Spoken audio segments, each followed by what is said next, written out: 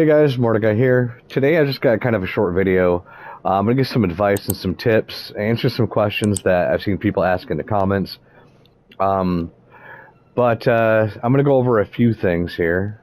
Thing number one is there are these effects that you can have on your character that are semi-permanent.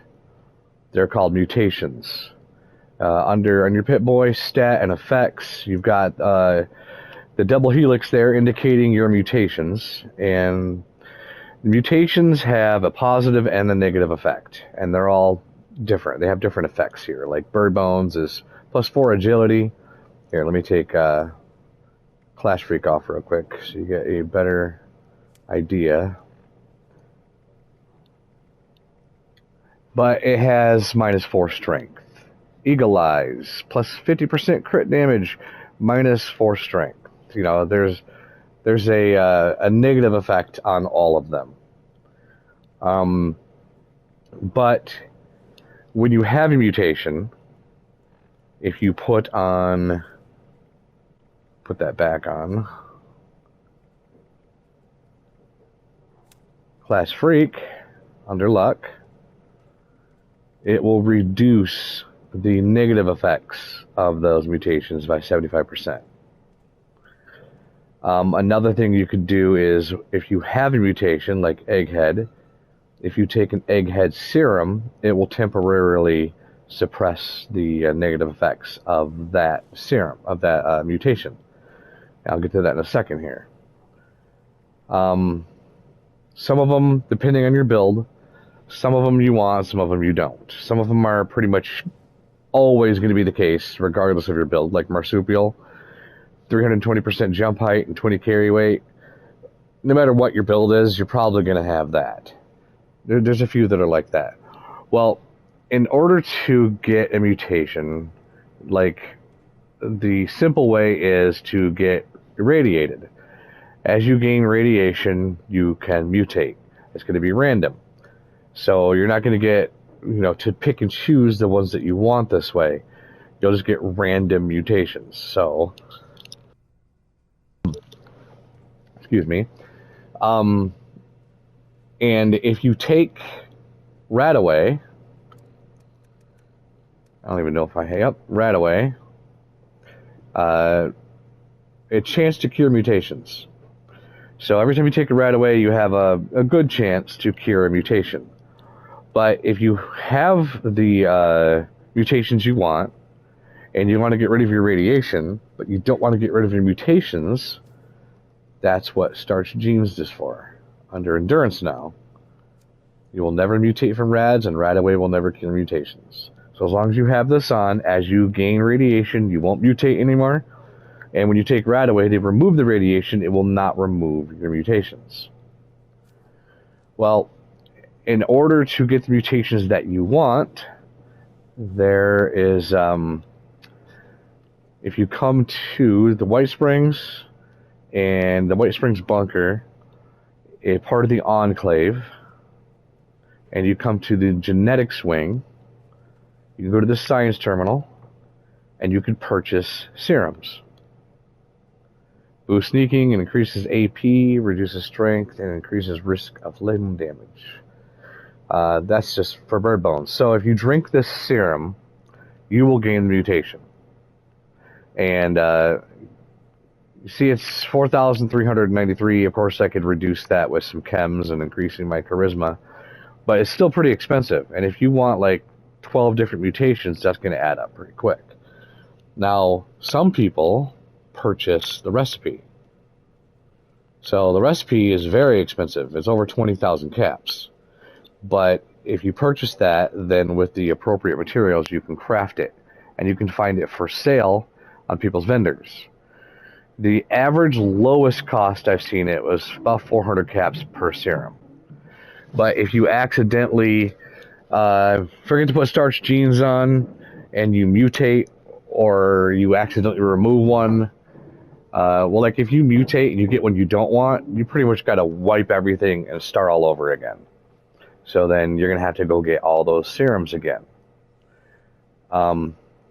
Also, since I'm talking about this, The two main ones people are going to switch between, depending on their build, is herbivore and carnivore.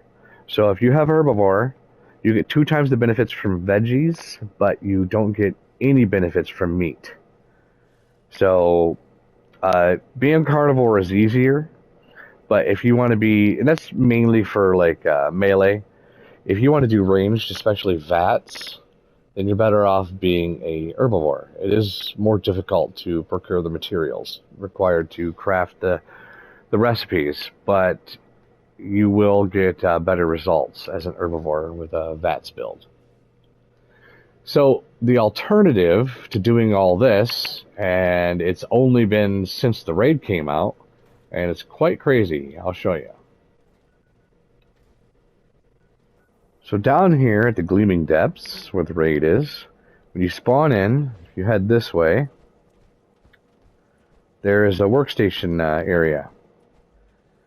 And either around here, or down this path, you might see boxes, or whatever they're called, the drop bags. If you drop something from your inventory, scattered all over the place. And what that is if you run this raid enough, like if you're hop on a public server and you jump from server to server checking these places out, you will most likely find these scattered all over the place. If you run the raids enough, you're going to be up to your armpits in chems like Radaway, Radex, and serums. I've thrown away so many serums, and anybody else that's running through this is not going to have the inventory space to hold on to all those serums. So you will see them just all over the place. And even modules, legendary modules that I can't hold anymore. I have 3 tunes full of modules, and I just, I can't take much more. So other people that either don't want to bother transferring the modules or the chems or anything to their mules, they'll just drop them. And a lot of times when I run raids with people, they drop them, I pick them up, and I do the task of transferring them to my mule. So if you just hop servers and run around to these locations, you'll likely find tons of modules, probably not any 4 stars, but maybe if you're lucky. I've found some discarded.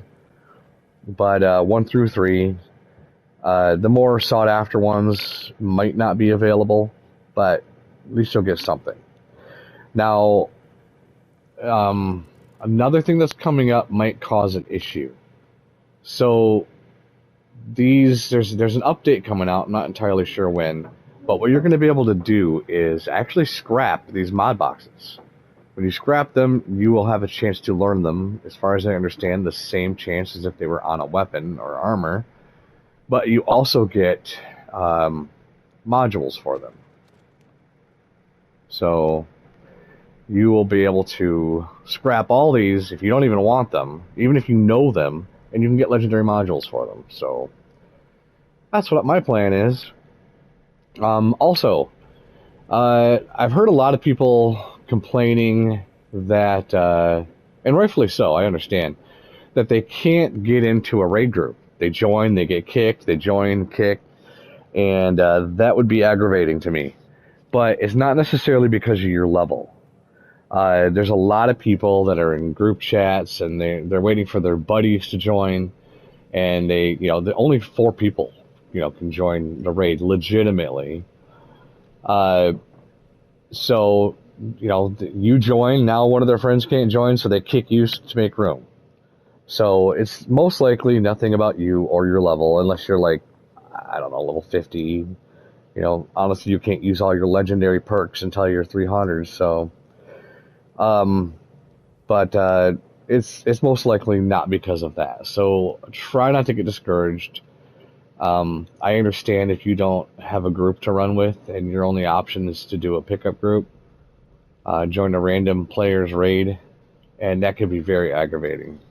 But anyways, good luck. If anybody has any more questions, a video you'd like me to make, let me know. I'll see what I can do.